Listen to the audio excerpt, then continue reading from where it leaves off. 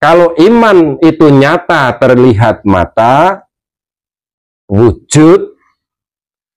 Tapi kalau ilmu adalah pengetahuan.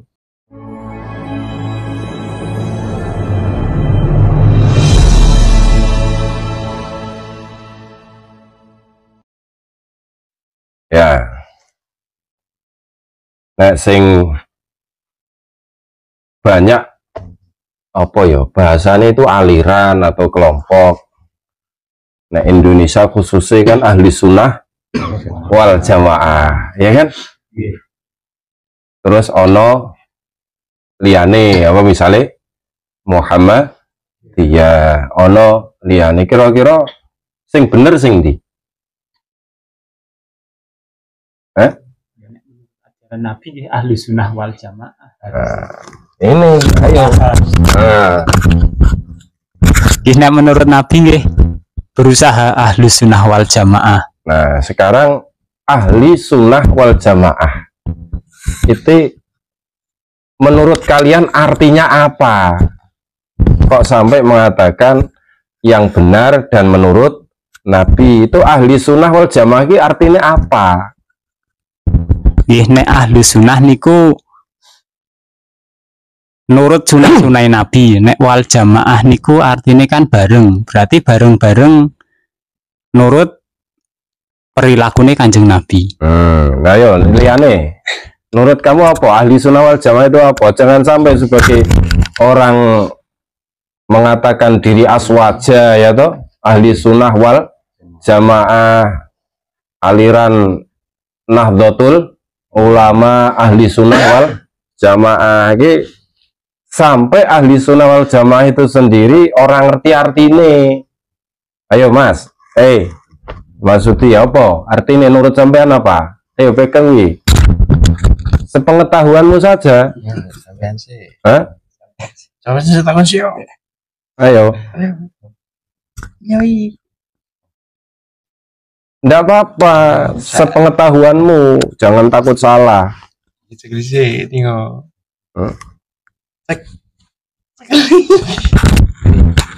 Ya, kepahaman sebuah makna saja apa? Ahli sunnah wal jamaah itu artinya apa?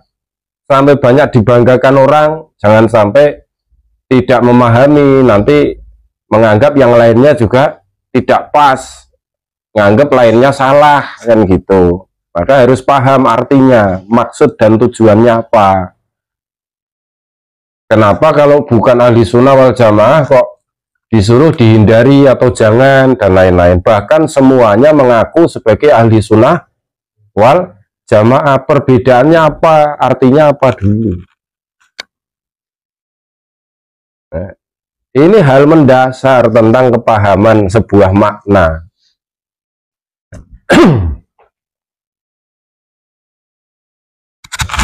Ayo jenengan Pak Santo apa?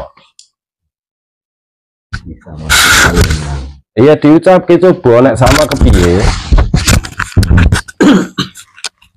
Arti lebih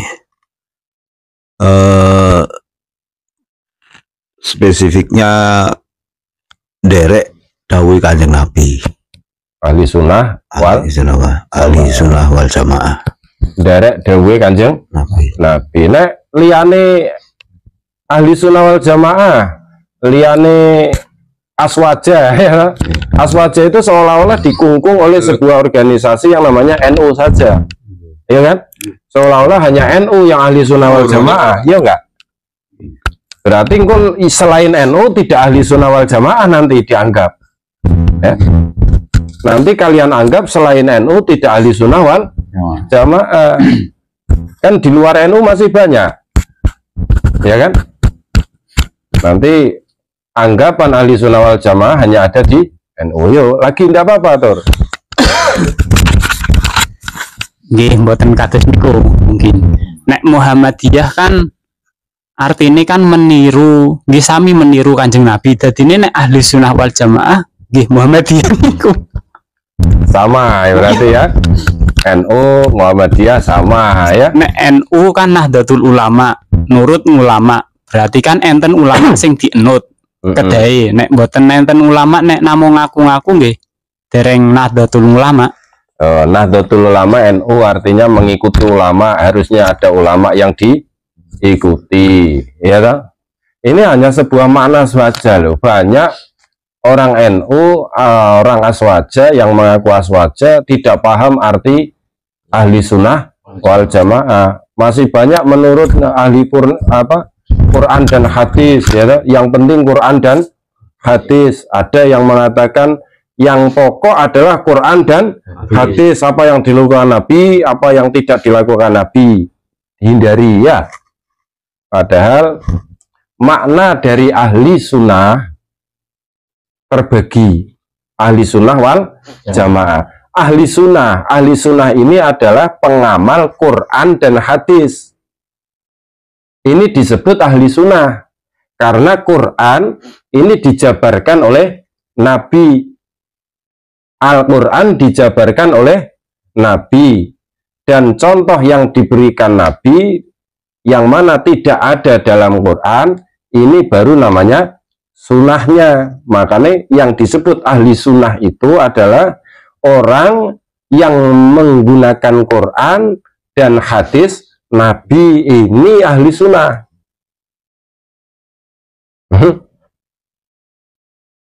Tak ulangi. Jadi orang yang menggunakan Quran dan hadis Nabi, ya ini ahli sunnah. Karena Quran dijabarkan oleh Nabi, dicontohkan oleh Nabi. Ini masih dalam satu lingkup, masih dalam satu hukum, masih dalam satu lingkaran, disebut ahli sunnah. Terus kenapa ada wal jamaah? Ya, apakah wal jamaah ini kemudian bersolat jamaah di masjid atau sholat melakukan sesuatu dengan jamaah? Bisa betul, bisa ada yang lebih betul. Wal jamaah ini adalah menjabarkan sesuatu yang tidak ada di Quran dan tidak disebutkan oleh Nabi. Ya.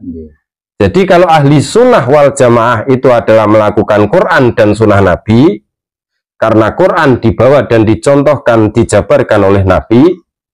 Wal jamaah ini adalah sesuatu yang tidak ada dalam Quran dan tidak ada dalam hadis, kemudian bersama-sama para ulama berjamaah menentukan hukum.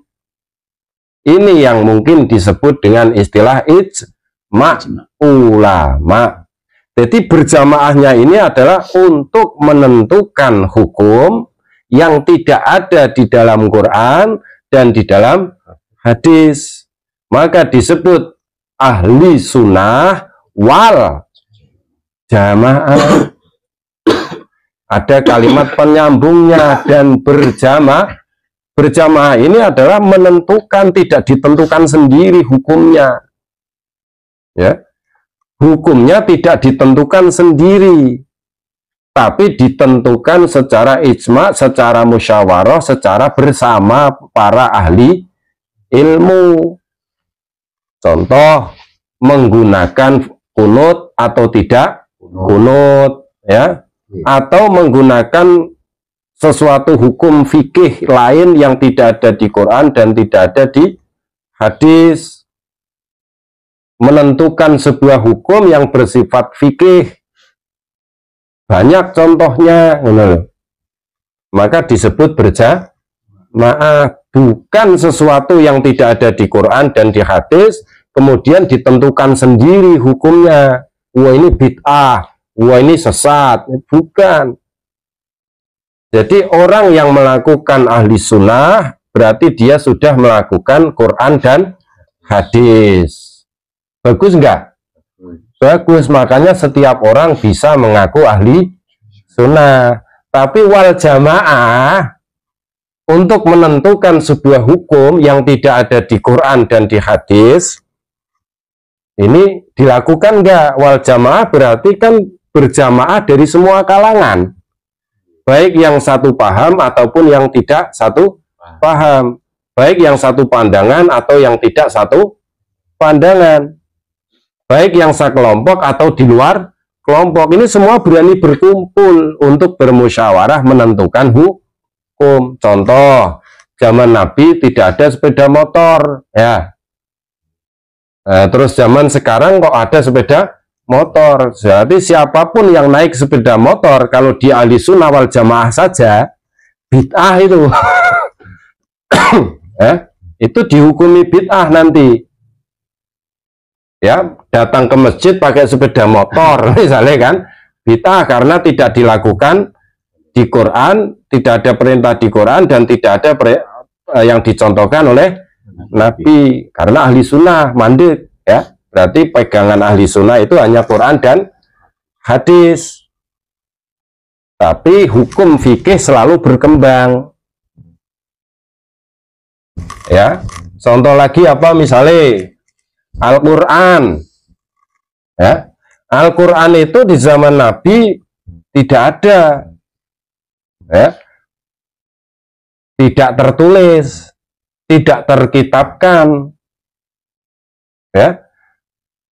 Maka kalau hanya berpatokan kepada ahli sunnah saja, maka Quran yang tertulis ini akan berpatokan dengan para sahabat, ya. Karena ada setelah sahabat, tersusun setelah sahabat, melalui beberapa revisi, sampai akhirnya terjadi satu keputusan Quran Utsmani yang sebelumnya menjadikan setiap bangsa, setiap daerah membaca Qurannya jadi berbeda-beda.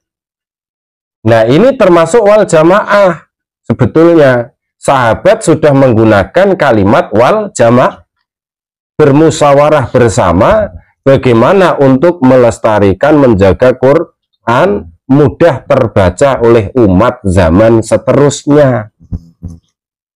Yang tadinya zaman Umar, ya, menjadikan Quran di setiap daerah cara bacanya beda-beda karena tidak ada harokatnya, ya.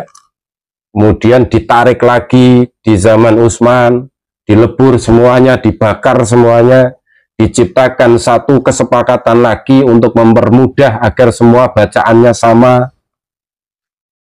Makalah menjadi mazhab Utsmani sampai sekarang. Terus berkembang lagi, ilmu nahwu muncul setelahnya, ya. Ilmu tajwid muncul setelahnya. Ini termasuk wal jamaah. Makanya kenapa disebut ijma atau perkumpulan atau musyawarah ulama itu penting?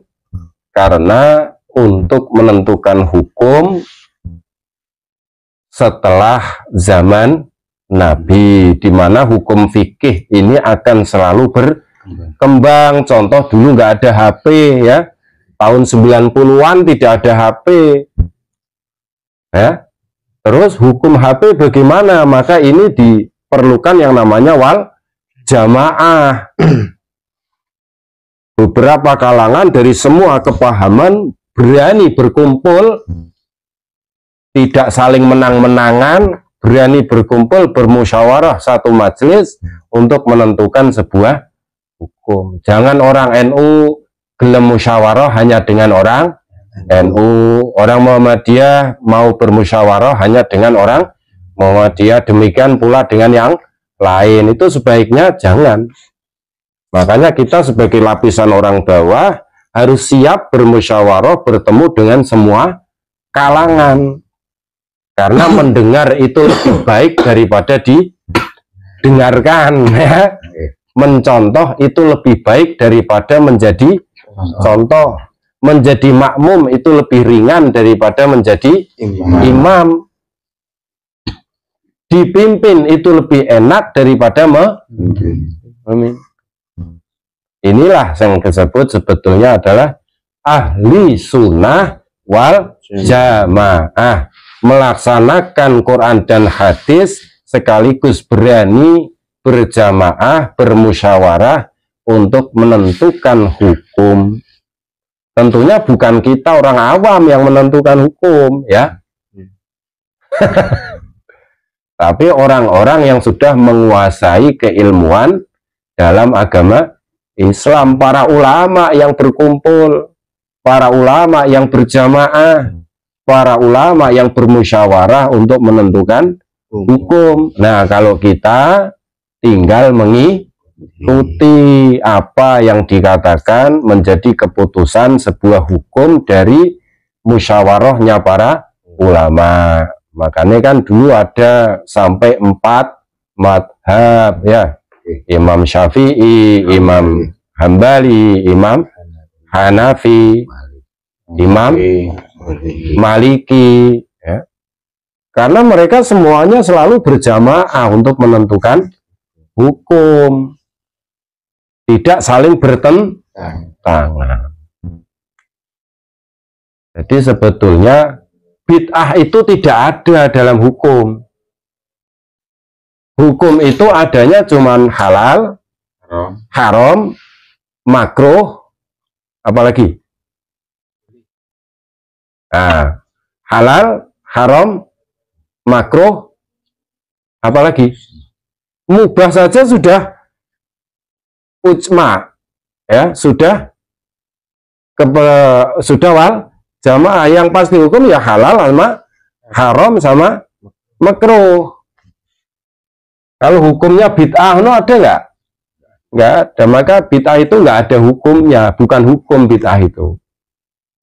Ya, maka kembali kepada yang namanya tauhid dulu.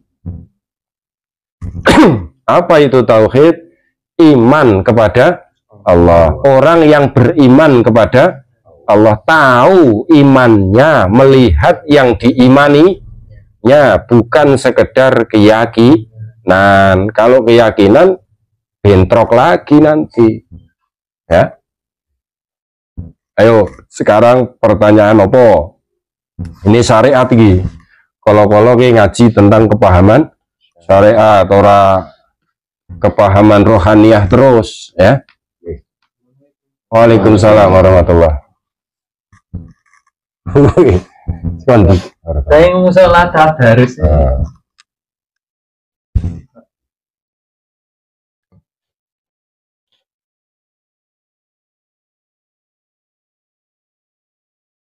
Ya, sebab jangan berbangga diri dengan kalimat ahli sunnah wal jamaah. Jangan berbangga diri dengan kalimat aswaja.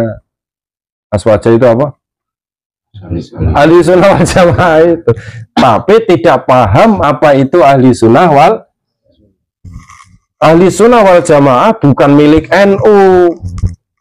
Tapi NU melakukan, mengajarkan, melaksanakan ahli sunnah wal jamaah.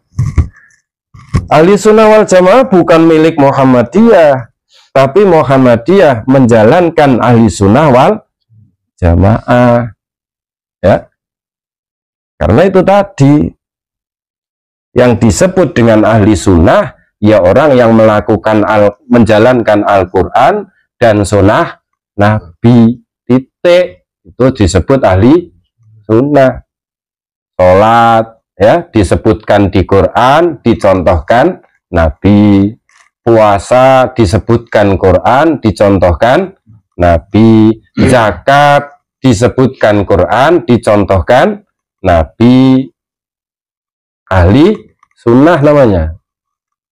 Wal jamaah ya berani berkumpul dari sekian banyak golongan untuk menentukan hukum yang tidak ada di Quran dan tidak ada di sunnah, di hadis.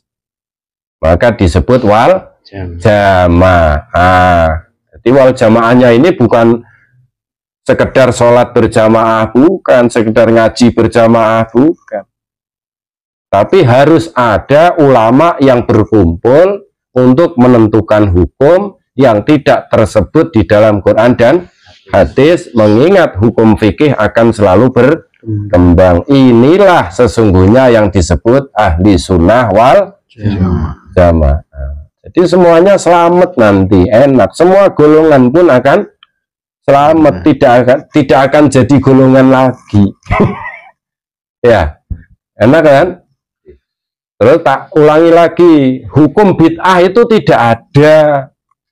Karena adanya hukum itu cuman halal, haram, makruh, itu namanya hukum. Kalau bid'ah bukan hukum.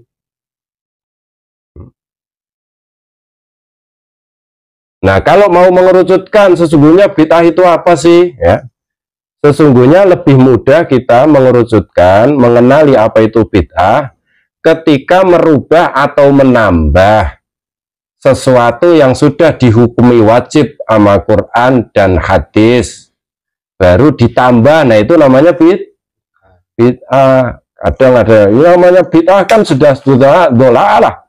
Masa ada bid'ah hasanah dari mana? Ya? Ada yang kayak gitu ya? Enggak. Sesungguhnya untuk kita orang awam mengerucutkan bid'ah itu lebih mudah. Sesuatu yang sudah diwajibkan sebagai hukum dari Quran dan hadis, tapi kita menambah. Contoh, sholat subuh 2 rakaat, saking semangatnya jadi 4 rakaat. Ini bid'ah namanya. Saking semangatnya ya, wah kalau cuma 2 rakaat terlalu pendek, nambah 2 rakaat ya, itu baru bid'ah. Fatihah dibaca 10 kali misalnya, padahal wajibnya 1 kali karena kurang marem. Nah, ini baru bid'ah. Terus sujudnya kalau cuma 2 kali mah kurang mantap nih. Nah, sujudnya 4 kali. Terus puasa, sahur dan buka, ya toh? Karena saking semangatnya kuat, maghrib belum lapar, wah sekalian bukanya besok pagi. Nah, ini bid'ah ini. Boleh buka besok pagi aja, ya toh? Kuat tak, ya toh? Atau puasa, waktu puasa dek jam 12 siang makan misalnya. Nah, ini bid'ah ini. Ya, merubah hukum yang sudah ditetapkan oleh Nabi. Tapi kalau lain nggak ada disebut bid'ah, itu enggak. Sudah terpahami ya apa itu ahli sunnah wal jamaah. Jadi supaya apa? Kita luas. Semakin banyak kita bersilaturahim kepada ulama, kepada kasepuhan, kepada para kiai, kita akan semakin banyak menambah ilmu, ya. Karena iman dan ilmu itu berbeda, ya. Ilmu belum tentu mampu mendatangkan iman, tapi kalau iman pasti mendatangkan ilmu. Ilmu tidak akan mampu menunjukkan iman, tapi kalau iman pasti menunjukkan ilmu. Ini perbedaannya. Kalau iman itu nyata terlihat mata, wujud, tapi kalau ilmu adalah pengetahuan. Kalau pengetahuan wujud enggak? Hah? Tidak berwujud, ya. Makanya hasil sebuah ilmu adalah akhlak, iya enggak? Hasil sebuah ilmu adalah akhlak. Tapi hasil dari iman adalah ilmu. Ilmu ini diterapkan enggak? Kalau diterapkan menjadi akhlak. Kalau tidak diterapkan ya tidak menjadi apa?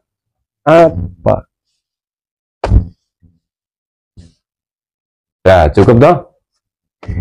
Ya, jangan banyak-banyak sing direkam.